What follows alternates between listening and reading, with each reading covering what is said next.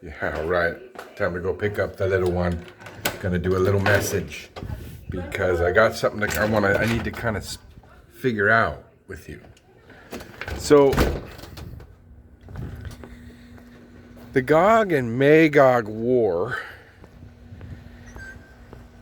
is pretty clear that Israel is a nation of unwalled villages and a tranquil people at peace, and it's like a surprise attack from the north. This cannot be right now, right? They have walls, and it's so what this war that's going on right now, you would expect, right? And things change because you can read prophecy into modern times and have it make sense.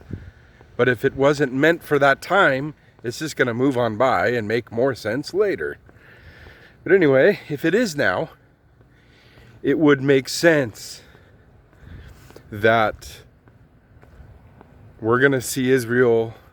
Why it doesn't matter what the UN says, what the US does, you're going to see Israel completely annihilate, remove Hamas and Hezbollah and places in Lebanon and Syria and all of the third-party nations like Iran, Iraq even, Russia, Sudan, Saudi Arabia, the Houthis, the Yemens, Egypt, all these other players that are like the bigger people behind these proxies. They might fund it a little bit and allow for like a bunch of the rockets to get shot off, but Israel mows them down and expands its borders. If it's lining up for the end, which I believe it is, and if this is the moment that it's all going to come to play, then they haven't even started ground invasion. They haven't even started the war, okay? Amir Sarfati was talking about, this is just, nothing has even started yet.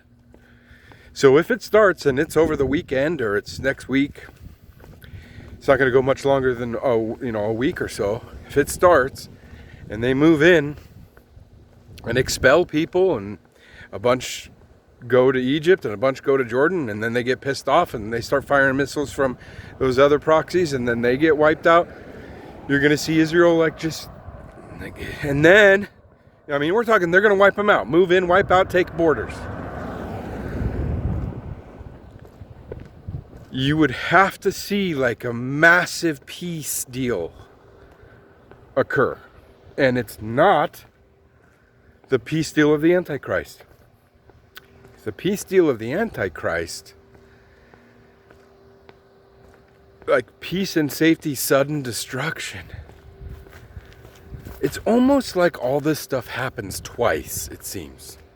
There's one that's pre-tribulation, 7 years, like the Gog-Magog war, and then it's like it says, the whole world then recognizes the God of Israel. That is not the same as Armageddon, or when the Antichrist does the desolation, the abomination that causes desolation in the temple, and then turns his armies against Israel and they have to flee to Petra. The Gog-Magog war is not the same. That is nation on nation on nation, whereas the Gog-Magog war is the culmination of the actual reserved week of tribulation for Jacob. Totally different. And remember, at the end of the Gog-Magog war, it says that they burn the weapons for 7 years. So it would make sense. I'm just saying, it would make sense for for in the next couple weeks for Israel to do an absolute all-out war against Hamas, Hezbollah, Lebanon, and then drop the big one on Damascus for the fulfillment of Isaiah 17:1, and some fire back, and just like a big ass war, and then boom, peace. Okay, then a massive, like, okay, Israel, you did it, you know, and no third party getting involved, just proxy, just by proxy and money and weapons. And then a massive UN peace deal. Okay, Israel, you won, you have your borders, yeah, you can build your temple. And right on schedule, the temple gets built because all the proxies are totally annihilated and they have full control of Jerusalem again. That's the... I feel like that has to happen. Especially if, now here's the deal. Then you got to ask yourself, when do you think Gog and Magog war occurs? Is it before the rapture? Right after the rapture? In the gap between the rapture and the 7-year tribulation? That's kind of how I look at it. Immediately after the rapture. So Gog and Magog does not take place, I don't believe, while the church is here, while the restrainer is here. That seems to me like the restrainer is pulled out, then sudden destruction will happen. So if I'm right, reading this right, if we're reading everything we've read right, whether it's Psalm 83 or not, it doesn't really matter. The point is, for the one that we all agree on, which is Ezekiel 38 and 39, and the progression of the reinstatement of the nation of Israel from chapters 35 to 39,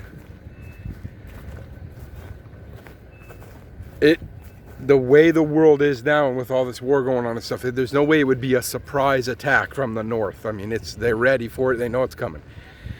There would have to be an all-out war in which Israel kicks everybody's ass, and peace deals are made, walls are brought down, temple is built.